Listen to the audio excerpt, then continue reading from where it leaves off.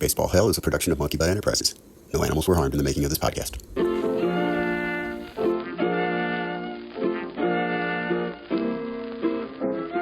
Well, hello again, everyone. This is Tommy the K, along with Ward Davis. It's June 3rd, and you're in Baseball Hell. Say hello to the people, Davis. Hello, everybody. Hey, Tommy, how are you? How are we doing this week? I'm doing really good. I'm doing real good. Tommy, I'm so excited. Really? So excited about this show today because we have a special guest lined up. I was just talking to the producer. I wanted to be a bit of a surprise for you. This week is the 57th anniversary as a little backdrop to this guest, 57th anniversary of the Beatles' release of their iconic album, Sgt. Pepper's Lonely Hearts Club Band, which it just changed music. And this is so exciting. And we were able to secure, I was talking to our producer, we can't guarantee it. We think that we're going to get a call in today from a certain Sir Paul McCartney. No. Well, it's not confirmed, but there is a good chance, folks. Well, I'm sure he's busy, so it's hard for him to confirm. This is big. It might happen. We're not 100% sure. So we'll just keep these phone lines open, and we got to... I thought you were going to say we were going to get a call from Ringo Starr, but I'll settle for Paul McCartney. Well, there's only two of them left. George Harrison has passed away. John Lennon has passed away. Ringo Starr will soon. And then, of course, Sir Paul McCartney is there. So this is big. You're telling me that if he calls in, this will be big. But I'm excited about this, Tommy. This is just really... Well, that's great because we didn't have any tickets to give away, so there wasn't going to be, I wasn't planning on a lot of audience participation with phone calls this week. Now, recall last week, we played a little trick on a guy named Spot Parker who called in. Right. Davis did one of his little practical jokes on that poor guy and tricked him into paying a couple of his parking tickets. I wonder how he's doing, or if we'll ever hear back from him, if he's still a fan of the show or not. He's a fine, upstanding citizen, really is. And he seemed like a nice guy. Anyway, so we're just awaiting the phone calls, so we could probably start with a little, if you'd like to. Uh-oh! Oh, do you think, Tommy? Do you think? I'm so nervous. You're nervous. Hello there, special guest. This is a prepaid call from Spot Parker, an inmate at the county correctional facility. All phone calls are subject to recording and monitoring. To accept this call, press 1 now.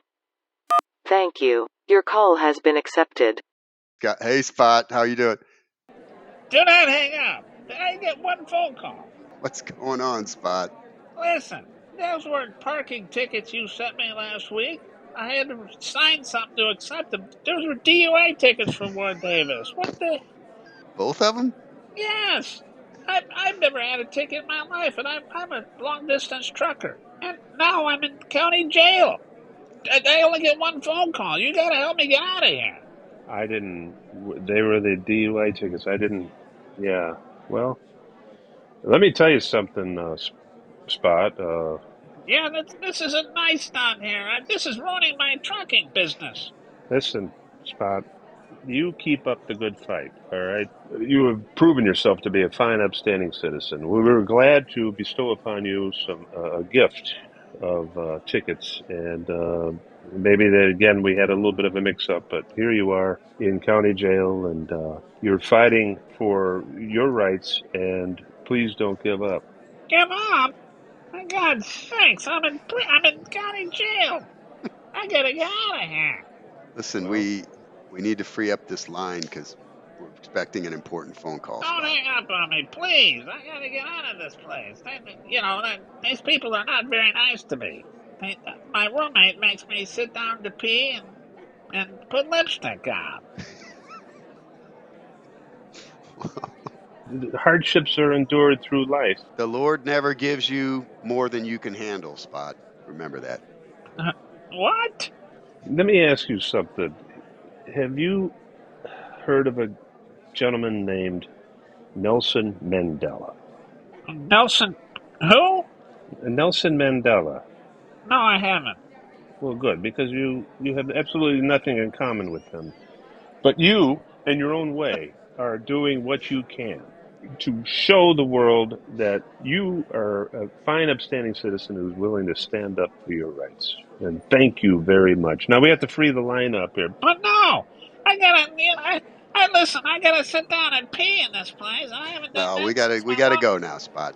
I haven't done that since my long distance trip to Sacramento. Feel free to call us back next week. I had one of those. I had one of those plastics. Well, that was too bad, isn't it?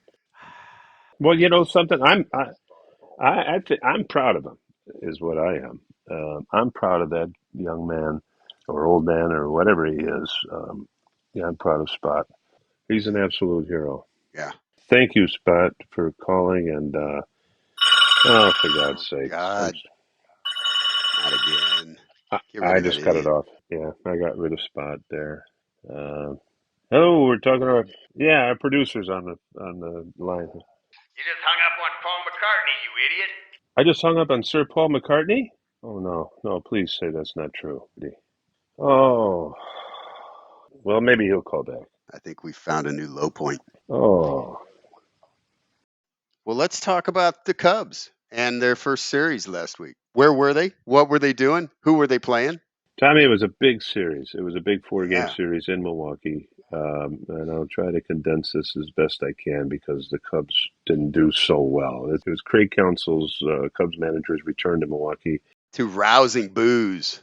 Oh, the Bluebirds are out. They had a montage, and it was just he was booed out. Yeah, and and he just had a smile on his face. Just like, come on. I mean, he did a lot for them, and but he's from Wisconsin. He played with the Brewers. He managed the Brewers.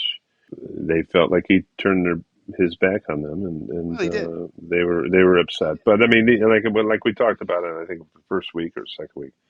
These are all adults. Just people move on. People have other job opportunities, and not in Milwaukee. that's true.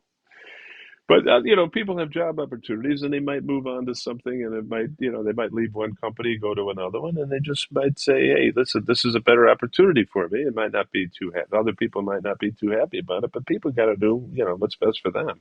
And Council's making a pretty penny up there in Chicago, and He sure is. but anyway, the Boos were out, and they stayed out for the entire series. Anytime he came out to change pitchers. Game 1, the Cubs dressed in steel, looked great. He threw 7 shutout innings, but again, no offense. Cubs lose 5-1. They drop down to 500. 0 for 5 with runners in scoring position, by the way. Game 2 on Tuesday, Ben Brown throws 7 no-hit innings, just kept him in the game. 7 no-hit innings, you think, the offense is going to do something. No, they did get it. He threw 93 pitches, struck out 10 guys, and that's a season high for him. He's been back and forth from the bullpen, and lately he's been starting, but usually not going more than 5. So he really pitched his heart out. There was no way he was going up to the 8th. Cubs up 1-0. Bellinger saves the no-hitter and a run. Glove goes over the wall, grabs a home run away. But Neris gives up a run in the 9th with 2 outs, and now it's 1-1. Cubs explode for 5 runs in the 10th. And so Neris blows the save, but gets the win. He's now 5-0. And the Cubs hold on to win 6-3. Okay. And then Wednesday, so now it's even, and now Wednesday, Imanaga goes, and he's fully rested because they wouldn't pitch him in the Cardinal series, give him some extra time off. And he gets hit early and often. They go down 7-1. It's his first loss. He drops to 5-1. His ERA jumps to 1.86. Yeah. Still not bad. Cubs 0 for 8 with runners in scoring position. Gosh. They try to come back, but it was over. They lose 10-6. A couple interesting things I noted about pitching in this game. Imanaga only had 1 strikeout, so something was That's off. right. Obviously, right, and it translated into 7 earned runs in only 4 1/3 inning. Now, the other thing I noted was, once again, Kyle Hendricks came in relief. He pitched 3 2/3 innings, gave up 3 earned runs, lowered his ERA to 10.16. Baby steps, Davis. Baby steps. We'll talk about him a little later as well. But then Thursday, the Cubs have an afternoon game, a little getaway here. They have a chance to even the series, which wouldn't be a bad thing up in Milwaukee, as well as Milwaukee's played. But they go down early. They tie the game in the top of the 8th on a Morel home run. But 2-run homer by Sanchez, Milwaukee, and the game's over 6-4. The Cubs leave the time run on again, 0 for 5 again with runners in scoring position. The Imanaga game, by the way, they were 0 for 8 with runners in scoring position. But Milwaukee is very good. They're an aggressive team on the bases. They went ahead 4-3 on a hit, a stolen base, a wild pitch, and then another infield hit. They run and they're aggressive, and that's how they get. That's how they win these games. So Cubs end up dropped 3 out of 4 in Milwaukee and finished the first series 28-29. The Brewers 33-23 at this point, 10 games over 500, starting to make their move. Yeah, I don't know how long that pitching's going to hold up, but they're aggressive on the bases. They're scrapping out runs, so they can just they're tough. They're going to be tough to beat if they get on base. They're going to be tough. They haven't had really serious competition yet from the Cubs or the Cardinals, and the No, Pirates and the Reds are struggling as usual. So right. The Cardinals started out poorly. Cubs are playing poorly, so they're both taking their turns, and both of them find themselves far back. What about the Cardinals?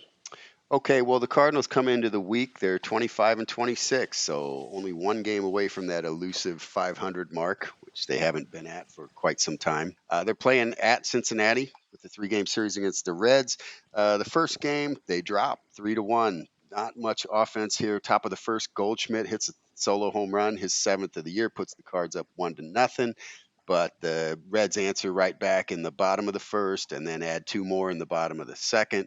And that was all the offense for this entire game. This one ended up 3-1 Reds. Each team only had 5 hits. The Cardinals had 2 more errors. They've really been having a problem. 12 games in a row, at least 1 error. Ooh. They had 12 strikeouts also. Lance Lynn started. He actually didn't pitch too bad. He pitched 6 innings, only gave up 5 hits, 3 runs, but only 1 was earned. Lynn's ERA 3.45, very respectable. And you had to think, hey, if we were going to get a 3.45 out of Lance Lynn and he's healthy and he's been answering the bell, every 5th day, he's doing what they brought him on board to do. But not enough offense in this one, so the Cards fall to 25-27. The second game at the Reds, Cardinals pick it up. They win this one 7-1. They jumped on them in the top of the third. Mason Wynn with an RBI double. Top of the fourth, Nolan Arenado hit a 2-run homer, only his 4th of the year, put the Cardinals up 3-0. Nolan Gorman added a 2-run homer later, his 9th. Brendan Donovan basically hit a double, got to third on an error, and Mason Wynn drove him home later. 6th run, Cardinals tacked on another one in the top of the 9th with an RBI single by Ivan Herrera. So Cardinals win this one 7-1. Kyle Gibson, a fine pitching outing, 6 innings, 2 hits only, 1 run. It was earned.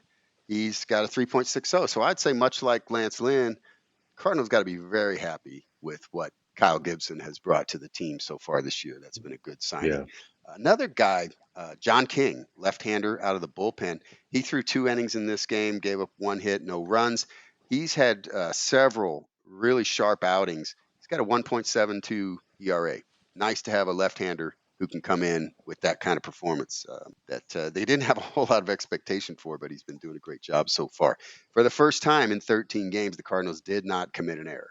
Third game, finals, Cardinals, they win this one as well, 5-3. So they take 2 out of 3 from the Reds at Great America Small Park.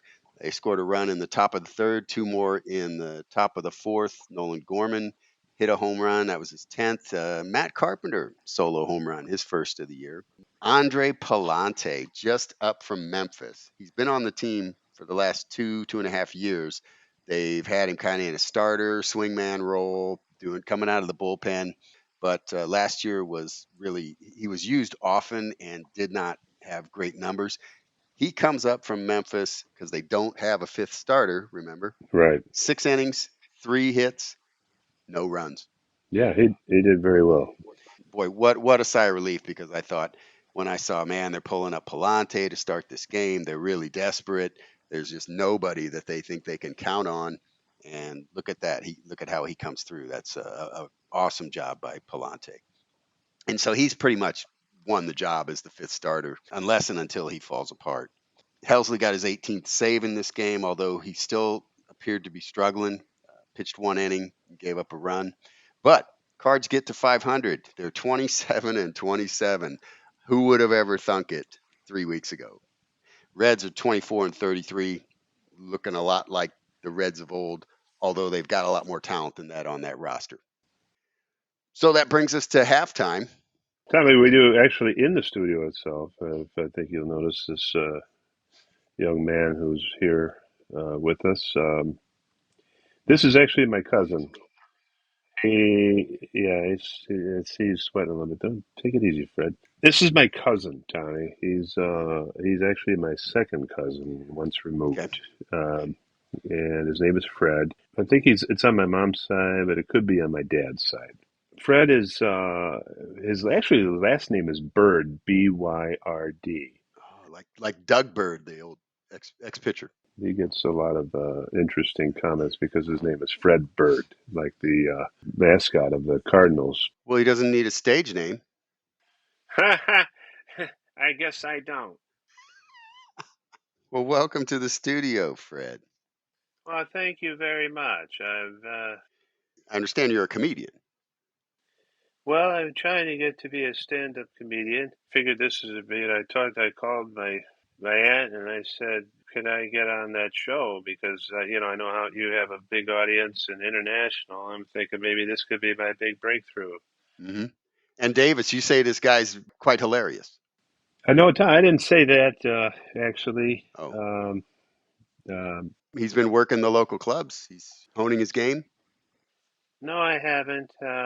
This would be like my debut. I just thought maybe I could go ahead and do my routine. I got like a condensed routine. I got a whole bunch of stuff I've been working on. If Ward Davis vouches for you, then I have no problem with you taking some of our time. Well, I didn't say that, Tommy, but Oh, Fred, Fred's a little nervous here, as you can tell. He's got like this big line of sweat on the top of his. Just wipe that off, Fred. It's on the top of your lip. It's right there on the top of your lip. Please give him a tissue there. Well, tell us a little bit about yourself, Fred, beforehand. Maybe just kind of break the ice. Well, I'm from Memphis. Fred Bird from Memphis. Yeah, Memphis, Missouri. Missouri. That's kind of funny. It is. Well, let me write that down. No, you don't. We don't have time for this, Fred. We got to get this thing going here. So please, just tell us a little bit about yourself. Well, Memphis, Missouri is in the northeast, Missouri, and because I was in, I don't know why, but probably because I was born here. My parents put my middle name is Elvis. That's a good joke. Oh, it is. Just keep going there, Fred. We don't have a lot of time here. Well, anyway, I've been working on this stuff here all these days and nights. I work at a box factory. It's just outside of Keokuk, Iowa. Keokuk is directly east. Well, you probably get a lot of good stories out there in, the box factory. Well, not really. I break down boxes. I'm actually the head box breakdowner. We do a lot of recycling and we keep boxes for, maybe we throw some out in the back and kids use them to sled down hills in the wintertime. Well, thanks for giving us that sample of your act, Fred. That was. Well, that's not my act. I'm just telling you about my life. I thought you were doing kind of like an Andy Kaufman Who? Who's Elvis that? impersonator. Andy Kaufman. No. No, there's a Bill Kaufman who works at the box factory, but he ended up killing his whole family and with a box cutter. It was very, very sad. I don't mean to bring everybody down here. You know. Without further ado, Tommy, I think we better just go ahead and let Fred do his bit. Tommy, please remember that this is his first time doing it. So go ahead, Fred. The stage is yours. Okay. What's with parents? Parents. What's with parents? Can you believe them? I mean, really. They always have rules, too. When I borrowed money from them last time, they're like, "Oh, you have to pay us back this time." What? Incredible. Mm-hmm. And don't get me started on grandparents. Yeah, right? 100%. Yeah. Yeah, get some Depends already. Oh, Metamucil, aisle 7. And, and speaking of grocery stores, how about those prices? I went in for I went in for a dozen eggs. No lie, $7. $7? I said I'll take 6 for $3.50. Then, you should have seen the looks on their faces. And who came up with 12 eggs? Why always 12? Who came up with that number? The apostles? I don't know. Egg prices. It's just a shell game. Speaking of that, I feel badly for chickens, don't you? Don't you feel bad for chickens? Can't you hear them talking? Uh-oh, here comes Mr. Tyson and Mr. Purdue again. Oh, man. Oh, man. How about groups of people? And what's with the Amish? Right? Who can tell them apart from the Mennonites? And Italians. 3 syllables, like the Mennonites. 3 syllables. Italians, Mennonites, Italian, Mennonite. I think less syllables the better. The Irish have 2, the Germans have 2. Hey, the French only have 1. Can't beat the French. Aboriginals? Come on. 5 syllables? If you have more than 4, I'm not interested. It's a crazy world. This is pretty good. Is that it? No. You sure that's not it? What's with the spelling of baloney? Right? Bologna or Balony. I don't get it. And the rings around baloney. What is this, Saturn? You've been great. Thank you. Thank you, Fred. Wow, Fred, that was really good. So actually, Fred, if you wouldn't mind just getting up and leaving right now. All right. Well, I was hoping I'd get a ride home from you. Well, you can't stay. I've got things I have to do. Well, thanks anyway. Thank you, Tommy the K. Sometimes I think my second cousin once removes a jerk. Please leave. Okay, so second series of the week, Reds and the Cubs. Cubs are 28 and 29, coming home. Big stretch of games against teams that are below 500. And first game comes up. I'll be darned. They start to see the series below 500. By the way, Tommy, I'm sorry about Fred. It's family obligations. You know how that works. But I understand, and you need to understand, never do that again. all right, the Cubs start the series now. They're below 500, actually a half a game behind the St. Louis Cardinals at 28 and 29. Yeah. A guy who's had 2 home runs all year, Espinal, hits a 2-run homer off of Smiley in the 9th inning, 2 on, nobody out. And Nick Madrigal comes up, and he looked like he got hit by the pitch. It looked like it was going to be bases loaded, nobody out. They call it back as a foul. But he hits in a fielder's choice or something. Anyways, first and third, 1 out. And Seiya Suzuki comes up, hits a shot in the left field. It's a double. Pete Crow Armstrong scores from third. Madrigal comes around third, tries to score. He's out of the plate by a few feet. I saw that. I could not believe they threw him out. A perfect relay. They said De La Cruz's relay was at like 94 miles an hour. Yeah. I don't blame the third base coach, because anytime that ball goes in the outfield, you got a chance to score. You got to make the other team. You got to be aggressive. And you got to make the other team make a perfect relay, a perfect throw to the plate. There is always that chance that the catcher is blocking the plate. There's going to be a chance that they're going to call it back and call him safe because of the guy blocking the plate. But didn't happen. 5-4, still a chance. Suzuki goes to third on the throw, and then Bellinger flies out, which some people said would have been if it would have been a sacrifice fly and it would have tied the game. But they would not have pitched him the same way. He might not have gotten a pitch that he could lift like. But yeah, I'm with you. I don't blame that third base coach one bit. That was that play. I don't know if there's a StatCast analysis of it, but it had to be 90%. Right. Happ hit his 6th home run. Looked like he's woke up a little bit. Yeah, he's hit about 4 home runs in the last week or so. Or Yeah.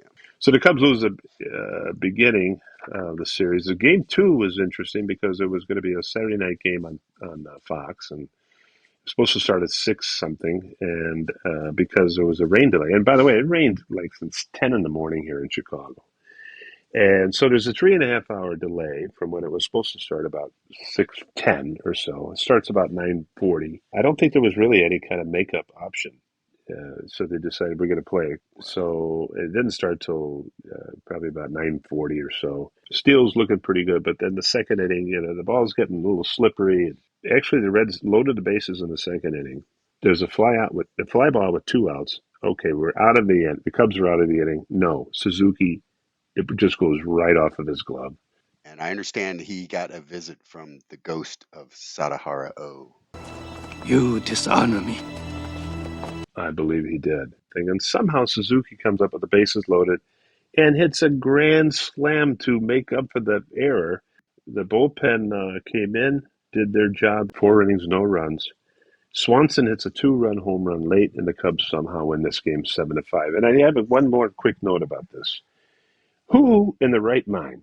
I don't know what kind of fan you are, and you can say, "Oh, I stuck it out." Well, you know what? You're a fool, because anybody who sits there, they must have got there about five, maybe 5:45, 6 o'clock, 6:10, whatever. Even if you got there in the beginning of the game, then you sit through 3.5 hours of rain delay, and then watch 400 runs scored the second inning. You have to be saying somebody has to be looking at you and say, "Could we please leave?" Who's anybody you're with. Was this really worth it? I think they were supposed to have like 35,000 people, and I think about half of the people were still there. I don't It's understand pretty this. amazing. It's cold, it's raining, and you're there for 6 It hours. wasn't that warm, No, but the Cubs win this game 7-5. They're back to within one game of 500 at 29-30. Reds are right. 25-33. And then Sunday, Ben Brown comes in fresh off his 7 no-hit innings on the previous start, but they hit him early, 5 runs.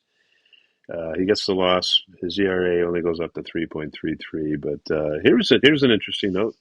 Kyle Hendricks, 3 scoreless innings in relief, Yes. and his ERA drops to 9.38. See? It's under 10 now. What did I tell you? I know, but no offense again, and the Cubs lose another series, and they lose the game 5-2. And one more quick note on this: the Cubs brought up David Bodie for the series. He hasn't been with the Cubs for 2 years, but he's been in the minors and bouncing Yeah, I around, saw and that. they sent Nick Madrigal down. But what does it say about your team when the David Bodie call up is supposed to jumpstart your offense? Yeah, it's similar to the flicker of excitement that the Cardinals tried to sell when they got Dylan Carlson back off the injured list. It's like, oh great, now we've got a third center fielder that'll bat 150. What did the Cardinals do with that second series? So the Cardinals had a tough assignment. They got to go to Philadelphia for 3 against the hottest team in the league, the Philadelphia Phillies. The first game doesn't really go their way. They end up losing this one 4-2.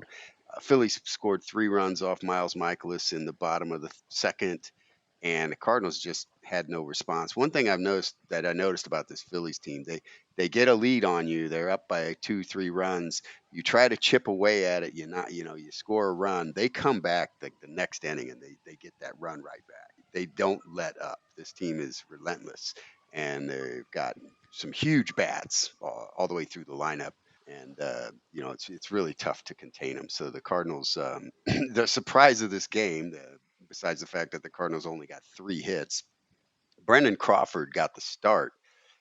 He hit a solo home run, his first of the year, and he also had Wow. another hit. Yeah, so 2 of the 3 hits were by Brendan Crawford, who was batting about 100 coming into the game. And this was not a good lineup for the Cardinals.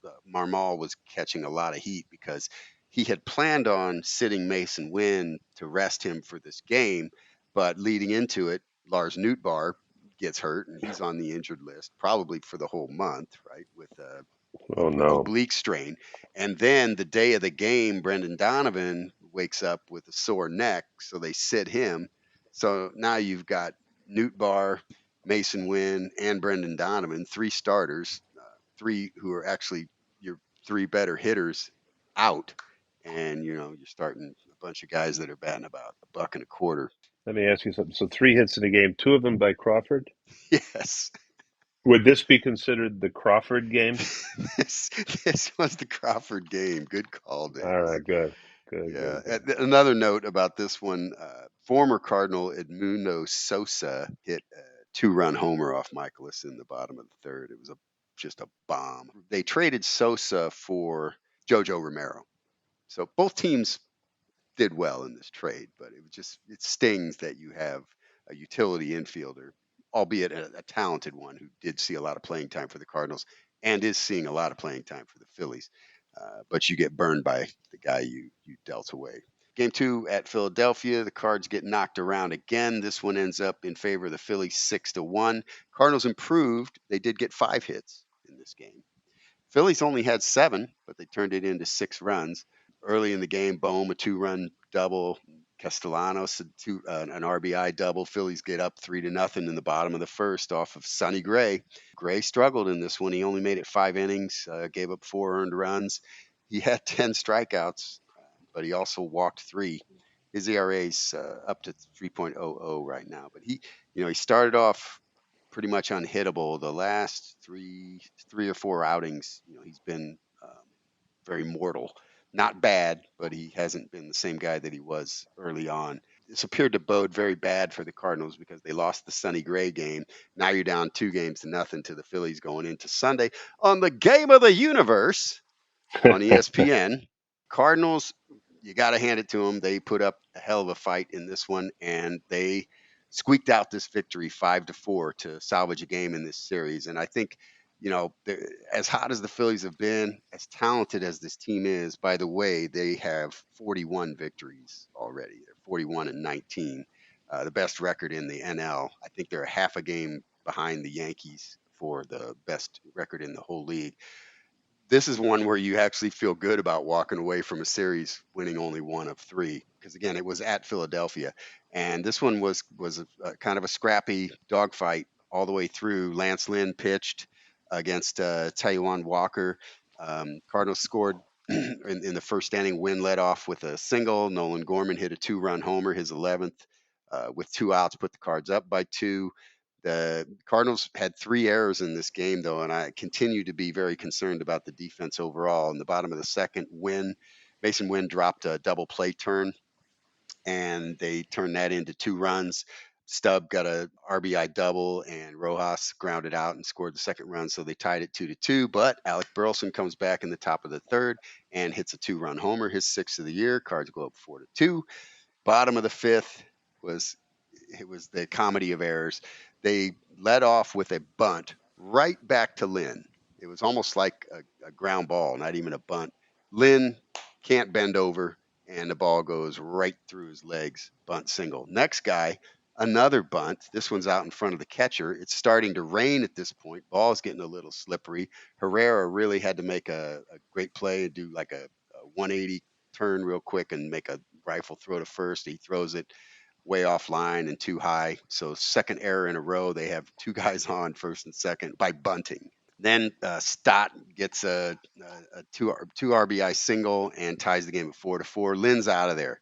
But the star of the game comes in. It was Matthew Liberatore. The guy who couldn't make it as their 5th starter is a totally different person out of the bullpen. This guy comes out of the bullpen like a bulldog. He's got first and second, nobody out. He strikes out Harper. He gets Bohm to ground out. He strikes out the third. So he strikes out 2, gets a ground out. No more runs score. Great job by Matthew Liberatore. Saves the game. Cards. This one goes into extra innings. The Cards get a 2-out RBI single by Nolan Gorman. Scores Mason Wynn, the ghost runner. Cards go up 5-4. Helsley comes in, gets his 19th save, pitches a perfect bottom of the 10th. What was interesting, though, and it still concerns me about Helsley, I think he threw 80% sliders. This guy's got a 102-mile-an-hour fastball, and he was afraid to throw it for some reason. He threw it a couple times. It was the lowest one I saw was 98, and he threw another one at 100. But he has absolutely no confidence to throw that fastball right now for some reason. But luckily, he was able to throw enough strikes with the slider to get the save in this game. Cardinals end the week One game under 500, 28 and 29. Phillies, as I mentioned before, best record in the NL at 41 and 19. So Cardinals, not a bad week. Not a bad week. So 3-3, and against some tough competition. Cubs were 2-5. So Looking at the standings, so Milwaukee's on top. They're 36 and 23. They got a 7-game lead over the Cardinals right now, or 28 and 29. Cubs right behind them, 7.5 out at 29 and 31. And Pittsburgh's 9 out. Cincinnati's 10 out. Milwaukee, we we both thought they were doing it with smoke and mirrors, but apparently it's holding up. We're more than a third of the way through the season, and they're still looking strong, getting stronger. well, yeah, it should be interesting to see as we're going into June now.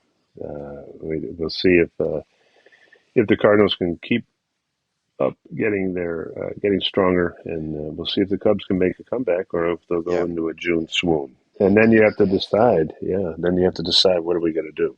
Are you a buyer or a seller? You were looking at team stats. Yeah, I looked at the team stats again. So this is the full season runs scored. The Cubs are still 14th, but they're 23rd in the last 15 days. So Cardinals 28th in runs scored, 22nd in the last 15 days. So an improvement, but not day and night. Home runs, Cubs are 17th for the season, but only 23rd in the last 15 days. Cardinals 24th in home runs, but they've been 12th power. A lot of that coming from Nolan Gorman, who now has 11 home runs. Just a couple more stats here. The ops, Cubs are 21st, and in average, they're 26th. But in the last 15 days, they're 28th in ops and 27th in average. So obviously, the Cubs' woes are coming at the plate. It's almost a mirror image of what the Cardinals went through early in the year. Ops is 14th in the last 2 weeks for the Cardinals, average 16th. Pitching, the Cubs are still 13th overall, but Davis 26th in the last 15 days. So now the hitting has faltered, the pitching has gone right down with it. The Cardinals, here was the stat that really surprised me. I did not expect to see this. 18th in pitching on the year, the last 15 days, first in ERA. I Oh was my really goodness. surprised to see that. I knew they'd been doing well, but did not think that well. So looking ahead for the Cardinals, they have no day off this week, Monday or Thursday. They got 3 in Houston starting tonight, and then they've got 4 at home against the tough Colorado Rockies. Oh boy. Cubs play a short 2-game series at home against the White Sox, and then they're going to go to Cincinnati for 4 against the Reds. So, theoretically speaking, Davis, and I know how you love to theorize, this should be a good week for both teams. They're playing less than stellar opponents. But as they say, you never know. You never know. And I took a philosophy class in college. Actually, it was a junior college, and I think there was about 8 people in it. And I've never been so bored out of my mind than in this thing. So sometimes the theories and the look at the things theoretically, sometimes that doesn't work out so well. I always thought of you as more of a thespian than a theologian. Well, thank you. Don't know what either one of those words means, but I do. You sounded very confident when you said it. And Tommy, do you think there's any chance that Sir Paul McCartney will call back? Because I feel pretty badly about this whole situation here. I was so excited, I was giddy. No, and I don't. Oh no, no. Could it be? it could be. Okay, let me answer this. This is a prepaid call from Ringo Starr. an inmate at the county correctional facility. To decline this call, press 9 now and Hang it up. That's Spot Parker imitating Ringo Starr. My producer just said that was actually Ringo Starr. I don't know if it's possible that he could be in the same jail. Oh my God. Well, thank you, Tommy, for another great episode. Yeah, so with that, I think we'll wrap up baseball hell for the week. We'll look forward to games against some sub 500 opponents this week and see if the Cubs and the Cardinals can't enhance their records. Yeah, Milwaukee goes to Philadelphia, so that could There you go. See, we might get a little help from the Phillies. We do need it. Neither the Cubs or the Cardinals have proven the ability to knock the Brewers off yet. So with that, we'll wrap it up for the week. Good night, folks. Say good night, Davis. Good night, Davis.